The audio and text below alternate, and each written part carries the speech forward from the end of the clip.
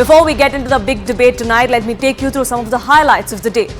Prime Minister Narendra Modi chaired a high-level meeting today to review the preparedness of India's Gaganyaan mission. He also outlined the future of India's space exploration endeavours. The Prime Minister directed that India should now aim for new and ambitious goals, including setting up the Indian space station by 2035 and sending the first Indian to space by 2040. Prime Minister Modi inaugurated the third edition of the Global Maritime India Summit in Mumbai today via video conferencing. The summit will discuss and deliberate key issues as far as maritime sector is concerned. Prime Minister Modi also launched maritime projects worth 23,000 crore rupees that are aligned with the Amrit Kal vision of this government 2047. He also laid out the vision for the blue economy. It outlines strategic initiatives aimed at enhancing port facilities, promoting sustainable practices and facilitating international collaboration.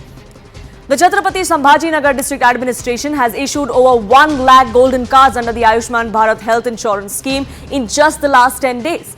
The district administration reveals that they have achieved the 50% target now. The target set is 5.7 lakh beneficiaries, out of which 2.35 have already been handed over these cards.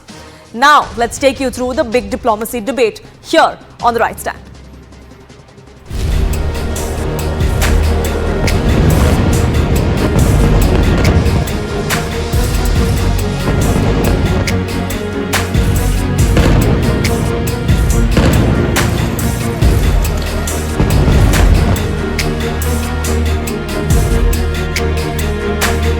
Wednesday, President Biden will visit Israel. He's coming here at a critical moment for Israel, for the region, and for the world.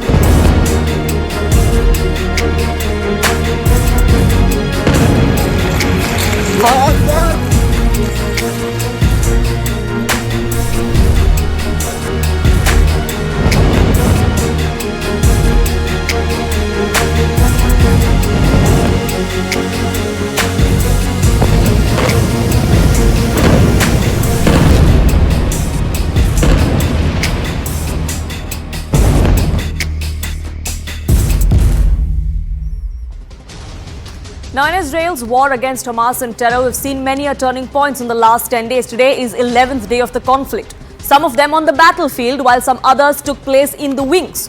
Geopolitical moves were made in the background, but they too are equally important in the bigger scheme of things. The goal at the moment is to end the war, to limit the casualties and to count our losses. But as far as the long-term goal is concerned and the bigger picture is concerned, is what many countries seem to now be eyeing. And that really is the geopolitical shift.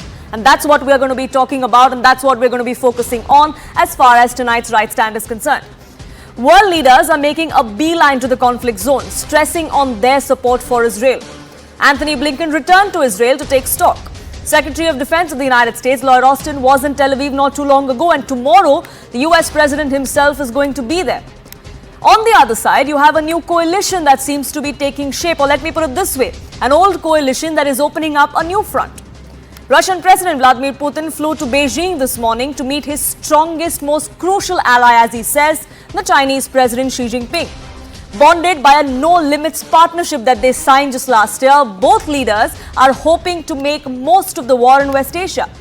Perhaps that's why, despite years of favorable foreign policy towards Israel, now we see both Beijing and Moscow openly be hostile to Israel. Before we get into the geopolitical ramifications, let me first get you a sense of what really the war looks like today. Today is day 11, and here's what the status of the conflict is. The war rages. Israel is bombarding the northern Gaza Strip. 6 top Hamas operatives have already been killed in the strike. Just a few hours ago, in fact, we also gathered that the commander of the Central Brigade of Hamas was also killed in an Israeli airstrike. The airstrikes are targeting Hezbollah targets on the Lebanon border as well. So it's both fronts really that the war is currently on, both the southern and the northern border. As far as Hamas is concerned, nearly 200 have been held captive in Gaza, is what the Israeli Air Defense Forces have been confirming to us. But that's not all, because the human impact of this is really large. We've seen people being displaced, we've seen loss of lives and casualties that are only going up with each passing day. In Israel, over 1,400 people have been killed, over 3,500 are injured. As far as Gaza Strip is concerned, over 2,800 have been killed. Over 10,000 have been wounded. Many have been evacuated, but unfortunately some not in time. As far as West Bank is concerned, 57 have been killed at last count. Over 1,200 have been injured.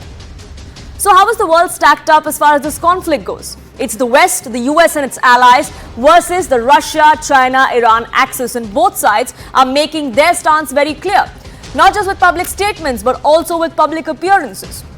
Joe Biden prepares to land in Tel Aviv. China, at the same time, rolled out the red carpet this morning to the Russian President Vladimir Putin, who's there to attend the BRI summit, but Israel, of course, features prominently. While the US bolsters Israel's defense with military aid, Putin has warned Benjamin Netanyahu against any further escalation, going on to say that Putin is ready to play the mediator and to end this crisis. How that offer goes, we'll have to wait and watch. But let's take a look at how the West is standing by, and France is one of those countries that has been very, very vocal as far as its support to Israel is concerned. Reports suggest French President Emmanuel Macron could be flying to Israel soon to show solidarity. On the other side, you have Xi Jinping and his administration that is conspicuous by its silence as far as Hamas is concerned. In fact, the special envoy of China to the Middle East is going to be in the region this week. He is going to be not just in the Middle East, he's going to be talking of a lot of issues as far as China and its ambitions in West Asia are concerned. Now, Israel is preparing for a complete onslaught on Gaza. The ground offensive is being prepared. German Chancellor Olaf Scholz, in fact, has set foot in Tel Aviv just a few minutes ago. On the other side, in the wake of this ground offensive, Iran has shot off a warning to Israel. While Olaf Scholz maintained that it's important for him to address the practical questions and prevent an escalation in Europe, Iran has come out and slammed Israel for its crimes against Palestinians that reside in Gaza. There is a lot at stake, though, as far as both Xi Jinping and Vladimir Putin go. Both of them are, unfortunately, by their own mistakes, hobbled in their own crisis, many of which we now believe is why they are sensing an opportunity in this conflict that comes in from West Asia. The renewed American focus on the Israel-Hamas conflict is seen as a blessing by many. That's what analysts believe, that as far as China and Russia are concerned, they sense an opportunity. Why? Because America is being hard-pressed on multiple fronts. It opens the door for this axis, for this anti-West coalition to shape the narrative. Putin and Xi meet at the same time as US President Joe Biden, like I mentioned, is traveling to Israel. The Beijing meeting is expected to emphasize their shared vision for a new world order which no longer is dominated by the United States or its allies. Both Beijing and Moscow have criticized Israel's action and called for a ceasefire. It comes as no surprise that in the first response to this conflict, Vladimir Putin in fact came out and blamed the United States and its failure of its West Asia policy. That's the kind of narrative that both the countries want to shape. Now, it's been almost 2 years since the Ukraine war. Putin is feeling the heat even now as far as sanctions are concerned, even his travel is extremely limited. Many believe that Israel-Hamas conflict gives Putin the chance to shift the spotlight away from the Ukraine war. He's also looking for support for the conflict which he finds in China. China, meanwhile, needs the Arab world for several reasons. One being the country's dependence on West Asia for its oil. Maintaining friendly ties with the Islamic world entails support to the Palestinians, which is also why we've perhaps seen that shift, or why we haven't heard one word from anyone within the Chinese administration as far as Hamas and its terror is concerned. Analysts also believe that China is trying to offset concerns in the Islamic countries about its treatment of Uyghur Muslims in the Xinjiang province. So this way, while lending support to Palestine and the Palestinians, perhaps Beijing believes that they can try and take the spotlight off the Xinjiang province and the Uyghur Muslims there. Beijing's one big goal is also to extend its influence in the West Asia region because of the Belt and Road Initiative that's at stake, given at a time when the economy in China is feeling the heat. Both China and Russia have their eye on expanding into the Middle East in other capacities as well. As far as BRICS is concerned, as far as the SCO goes, they want to cultivate countries in the region, and what better opportunity is perhaps what both of them believe. The ongoing Israel-Hamas conflict could potentially impact the India-Middle East-Europe Economic Corridor project as well. Let me tell you why. Now, this is a project that was signed just a few months ago during the G20 summit here in India. As far as ports in Israel are concerned, this is what at stake. Those are the 5 ports where this project is expected to be. They are very, very critical for this project, and as far as the conflict continues there, the talk of this is going to be limited. Arab nations backing Gaza and against Israel strikes is also something that India wants to be on its side. How that fits into this entire scheme of things needs to be looked into. It's difficult to build trust between Israel and Arab nations at the moment because many of them have come out and not defended Israel as far as its onslaught against a terror group like Hamas is concerned. Hamas's support from the Iranian side, Iran actually wanting to talk about retribution as far as Palestine goes, that may divide the Middle East as well, and the trade route could unfortunately come in the way of that. That's a worry many are now raising. China, on the other hand, prepares for the Belt and Road Summit in the shadow of this war. Lot is at stake for Beijing as well. Like I said, their economy is on shaky grounds, which is why the Belt and Road Initiative and its progress is extremely important to China. Russia, China, Central Asia, West Asia is one of the routes that the BRI plans that it envisages. If Israel conflict rages and it drags on like we've seen the Russia-Ukraine war, it will impact the BRI project. Middle East nations like Turkey have shown interest in BRI. China also aims to mainstream the Taliban through this project. So there's multiple reasons why it is important for China and Russia to try and keep this narrative up of what we're seeing in the Midwest, what we're seeing in West Asia is all because of United States, its allies and its failed policy. They've used it as per their convenience is an argument many who back China and Russia make. So what are these war games that we're now seeing? One bloc versus another in the shadows of the conflict that plays out on ground. Are these war games being played to try and shift balance? And if yes, will they be successful? That's the big debate tonight. Hello, Moto.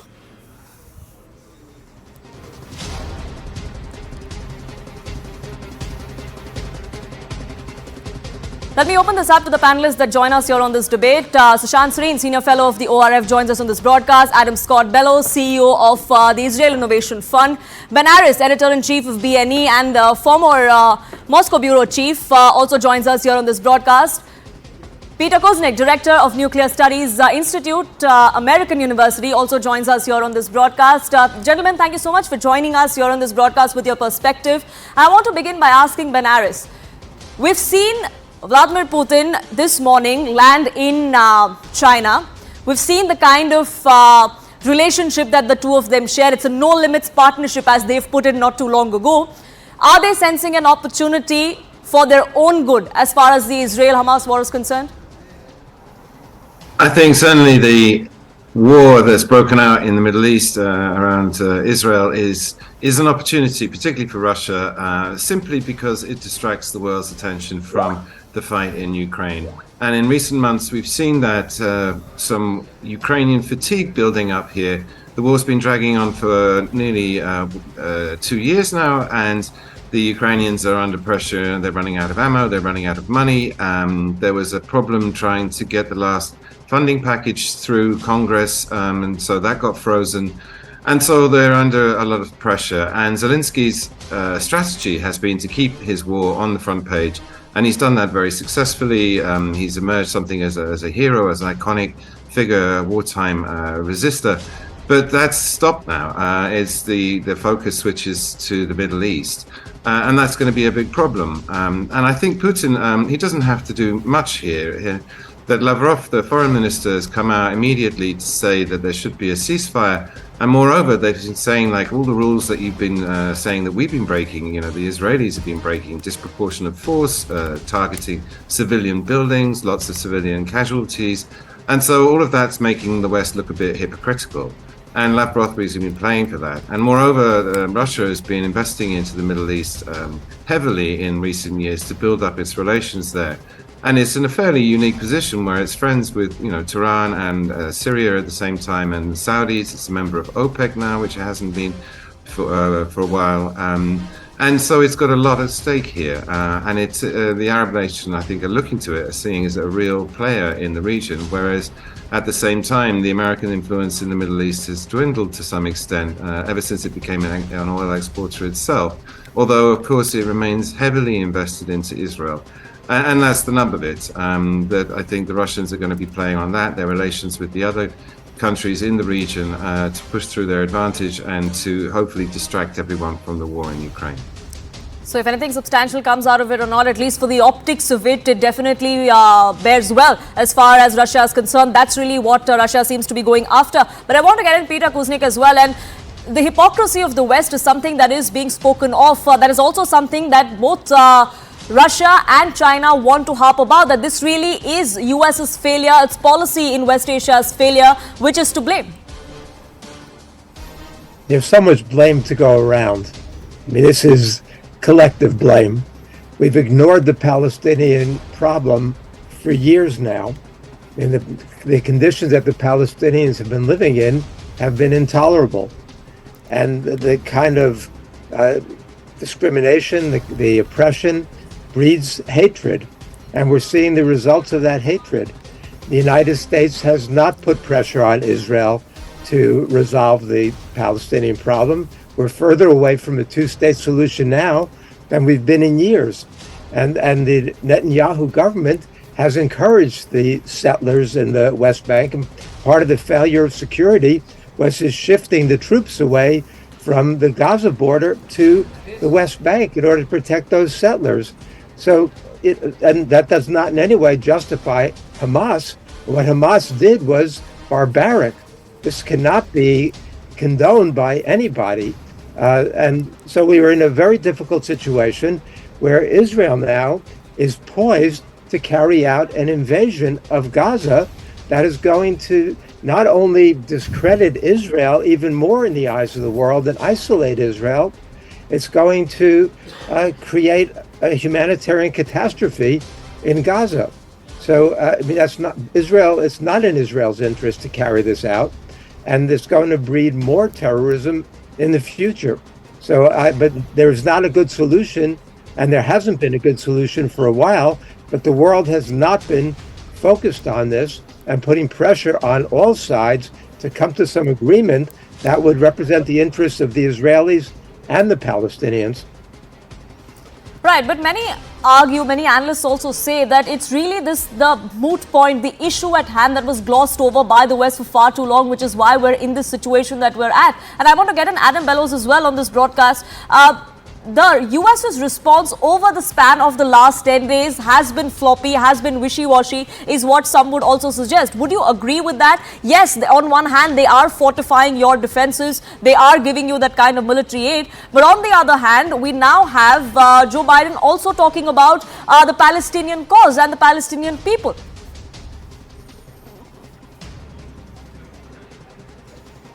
Adam Scott Bellows? I believe you've muted yourself, sir. If you could just go ahead. I'm so sorry. Yes. Like I really enjoyed the left-wing talking points and throwing the majority of the start of this conflict on Israel. But we'll go back to that in a second. We can handle the American foreign policy. American foreign policy has been wishy-washy since the start of the Obama administration, and the idea of leading from behind and empowering Iran through trying to build them back up economically and bring them back into the world diplomatically. It's no surprise that we see China and Russia coming together. That's an obvious thing. Anybody reading the geopolitical landscape in the last 10 years could see that coming through, especially with China's Silk Road policy and Russia being so embedded in Syria. But the most important thing right now is the American stance and NATO's response and the countries that are involved in the Abraham Accords, which is basically the new NATO of the Middle East. So let's just be completely honest here. The Americans know that they've messed up. They know they've been wishy-washy. They've been trying to play both sides of the aisle, both diplomatically and strengthening Israel by helping it keep its QME, its qualitative military edge. It's very important for us to understand that this new axis of evil, China, Russia, and Iran, are the three greatest human rights violators of the 21st century. So when we're talking about who this war is against, in terms of the sides, you're looking at Europe, America, and the Abraham Accords countries. So I don't really see how nitpicking things of the past, and not only that, the failed foreign policy of trying to create a two-state solution and forcing a Western version of peacemaking in the Middle East gets us anywhere. It's been very clear that the only way to make peace in the Middle East is through strength, and it is from Israel having the qualitative military edge that it is allowed to build over the last 75 years because of its relationships with the Western world, that it's been able to at least defend itself as well as it has been and develop things like the Iron Dome. So to be honest, if you look at what is going on with China right now and Russia, it is a complete response to try to discredit American and Western efforts to create legitimate peace. Look at what China and Russia are saying right now. They're talking about a two-state solution constantly, but everybody knows that China and Russia would never conduct any type of peace treaties on their own territory like that. They would never agree to split anything because everybody knows that that's not actually how you make peace. You have to make peace with your enemies. You don't make peace with your friends.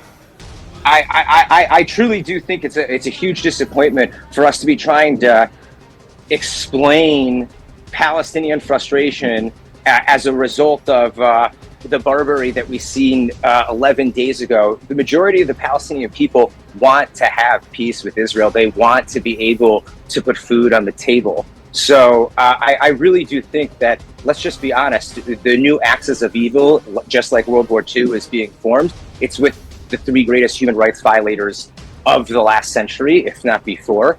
And the reality is what the reality is. It doesn't take that much to understand this, in my opinion. It's very clear. And Sushant Sareen, like Mr. Bellows, many would also suggest that it's hypocritical that China and Russia, of all the countries, want to play the peacemaker as far as this is concerned. We have both those leaders coming out and try and make an offer of negotiating peace. We had a similar offer come to the fore from the Chinese side and from Xi Jinping during the Ukraine-Russia war.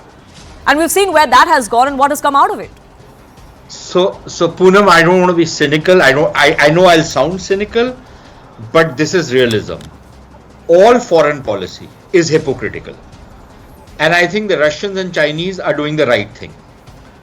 The problem is that the West has forgotten that foreign policy is based on hypocrisy. You might be espousing a higher ideal, but then you have to deal with the world as it is. And has the West started dealing with the world as it is? Quite to the contrary. When they were dealing with the world, the way the world was, the West was the undisputed leader. Today, who takes the West seriously, really? Let's come down to it. Yeah, it's probably still the most powerful entity, but who takes it so seriously anymore? Somebody was just saying that put pressure on all sides. Which side? Which is the protagonist out here? One is the state of Israel, which is literally fighting for its survival. The other is Hamas. You think you can put pressure on Hamas? That's like saying put pressure on Al-Qaeda or put pressure on ISIS. There is no, that's a death cult you are dealing with. Put pressure on Hezbollah. Best of luck with that. You can't do that, right? Two-state solution. It's been debated. It's been tried. And all the fault does not, a lot of fault does lie with Israel, but a lot of fault also lies with the Palestinian negotiators. When they were getting deals, they wanted much more than what was on the table, and what was on the table, they could have gone with it and then maybe, moved ahead and sought something more. That would have reassured Israel. It would have probably brought in a greater amount of peace out there. Then you have the problem with when American foreign policy is based not on realism but on virtue signaling. They literally ignored the Middle East. They thought Middle East was no longer important because the great big challenge was now going to be China. Then they got involved in a needless war in Ukraine because they pushed the Russians. And I know a lot of people will push back against me, but you unnecessarily provoked the Russians. You created a situation where the Russians did what they did in Ukraine, and I'm certainly not a defender of the Russians and what they did, but that's the way it happened. They moved in out there and you were constantly needling them needlessly when you knew that your big challenge was from China. But on China, you had starry-eyed notions that, they will ultimately become a country like us. I don't know where that thinking was coming from, but that is what the thinking was until they got a rude awakening. Now they are saying that we want to fight against China and it's going to be a global competition because, like it or not, China is a global power. And what you did was that a very critical area of geopolitics, which is the Middle East, you took your eyes off the ball. Okay, maybe MBS did what he did. Did you need to go after him the way you went after him? Middle East is a nasty place, right? You have to learn to deal with things. Sure. You went after him. You've ruined your relationship with Saudi Arabia. You ruined your relationship with Saudi Arabia also when you started reaching out to Iran without giving the necessary guarantees to Saudi Arabia. The Chinese saw a vacuum of sorts developing and they started moving in. They've become a player in the Middle East. The Russians moved in when all hell broke loose in Syria. They have become, their global footprint has extended to the Middle East much more than what it was in the past. So I think to some extent it is it's a combination of bad policies, it's a combination of virtue signaling, and then it's a combination of how the West is handling problems on its own streets. Now the Western governments, for example, might say whatever they are saying, and I think they're right when they support Israel, its right to survival, and they are unequivocal in condemning what has happened in Israel, right? Yes. And to some extent Israel is justified, because how else do you clean this up? You can't say that, look, there is going to be casualty. Of course there will be, but what is the choice before Israel? That you let Hamas stay intact? No, that's not a choice before them. But there are no good choices for them. But the problem is that the governments might say what they will, but they have a problem on their own streets. Their own universities have gone so woke that they're actually using the Palestine, the support for Palestine or a two-state solution, to actually, in a sense, justify what Hamas did.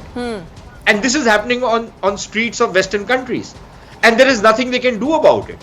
So I wonder whether the West really has got its act together. I don't know. I'm kind of skeptical about how they're going to be able to manage this. And Peter Kuznick, we've Sushant Suri was also pointing out what happened last Saturday, what the kind of terror that was unleashed. It's terror. There are no two ways of looking at it, which is also why we've seen the West come out and say that Israel has the right to defend itself. But then we also had a cautionary tale coming in from Joe Biden a few days ago, saying it would be a big mistake if Israel decides to go ahead and occupy Gaza in the long term.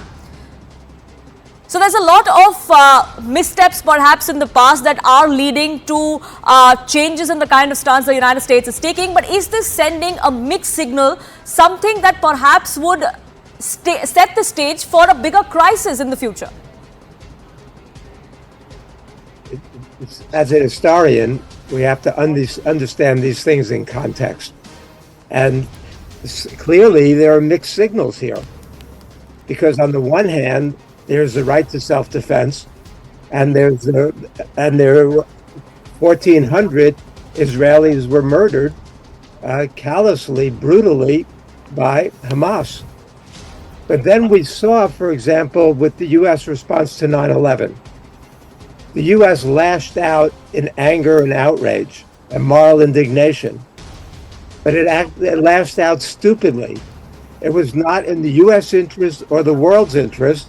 And the U.S. diminished its stature, its influence, and created a situation in which hundreds of thousands, perhaps more than a million people were killed and achieved next to nothing in the process.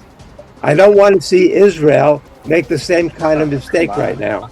Sure. And I think that's that ridiculous. to you it's ridiculous, but to you it's ridiculous. But to the people in the world, it's not ridiculous. You're comparing the response, the Israeli response, to 1,300 people killed in the streets and 40 babies being beheaded on our territory, okay, to the response of 9/11.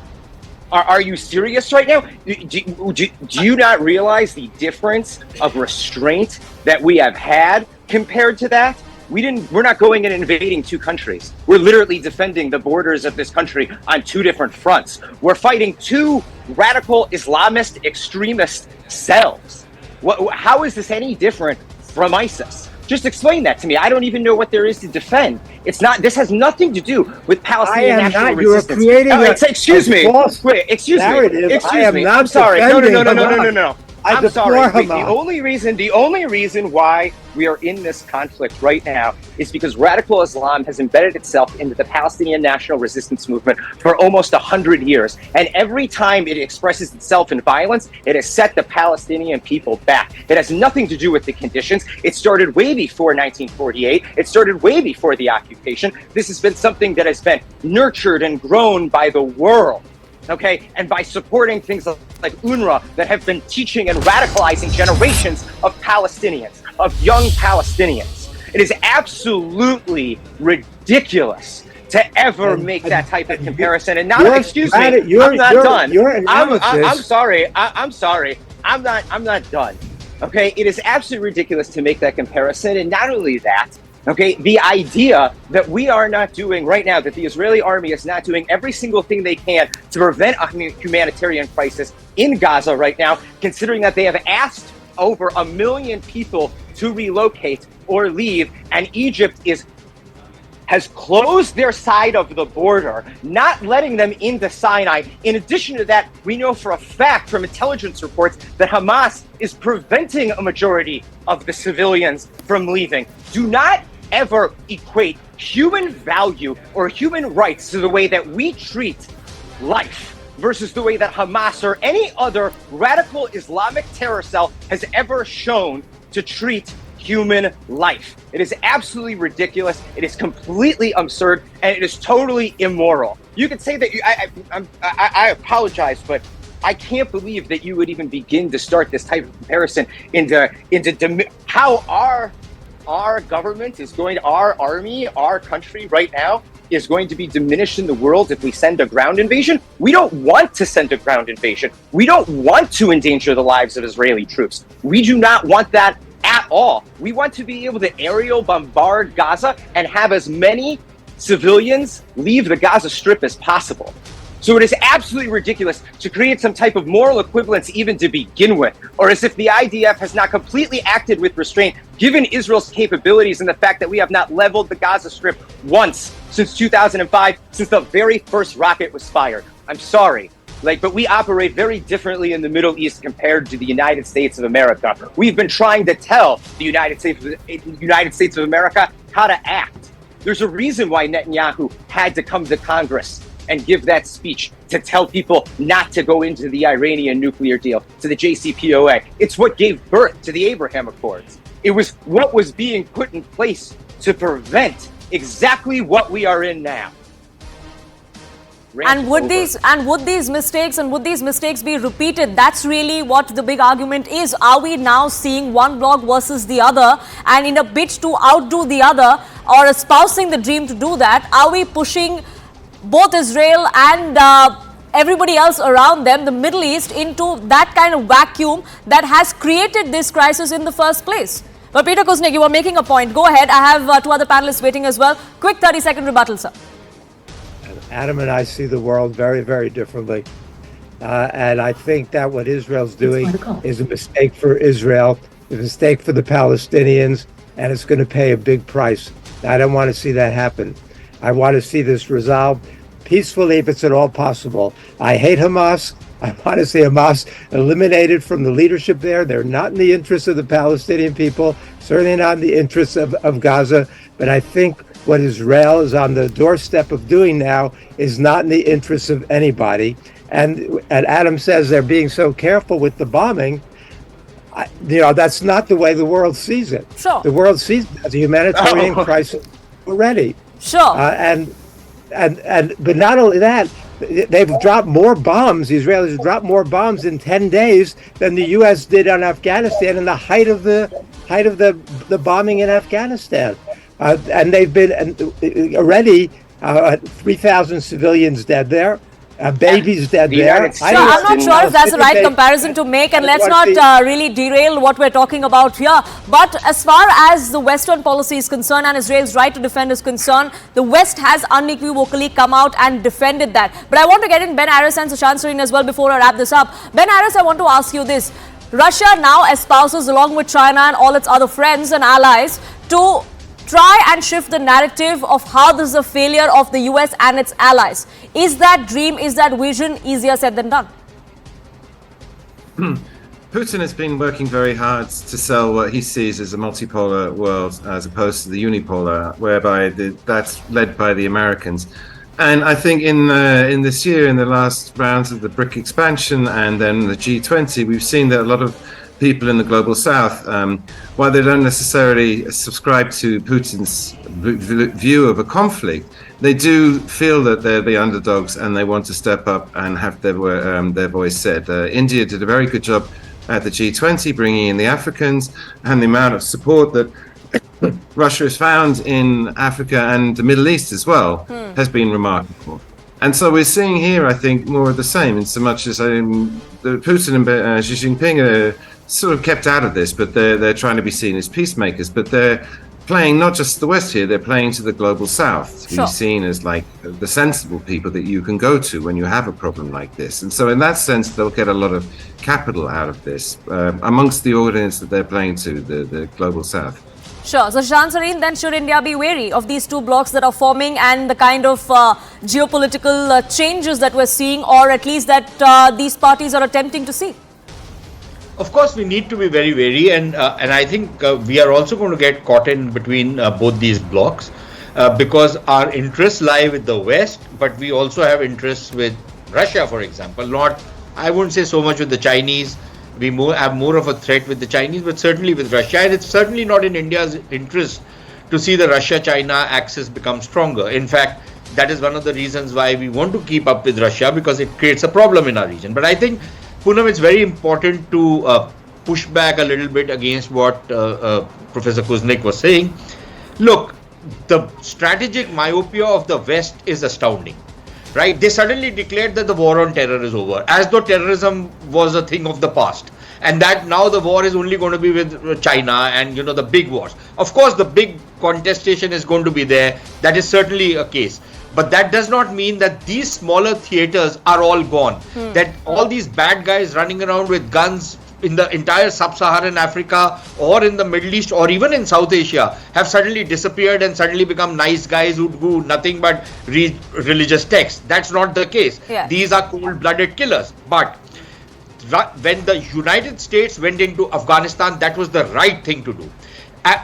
Whether they dropped as much, bombs or not, that's not important, because there was nothing in Afghanistan to really bomb, right? They didn't have tunnels and they didn't have all sorts of other contraptions which the Hamas has built in Gaza. But the Americans did the right thing by going into Afghanistan.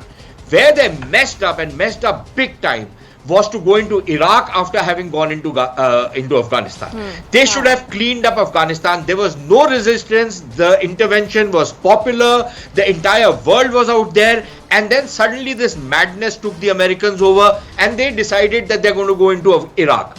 And they lost sight of the ball, and then they prosecuted the war wrong. Their allies were their biggest enemies, Pakistan. Yes. They depended on these goddamn Pakistanis, and they thought they'll win the war by talking to the Pakistanis. I mean, that's like saying that, okay, fine, let me make an alliance with Iran to get rid of Hezbollah. Good luck with that. That's not going to happen, right? So it's, this kind of strategic myopia. And what I always say about, the West, that their scholarship is great, but they have learned nothing.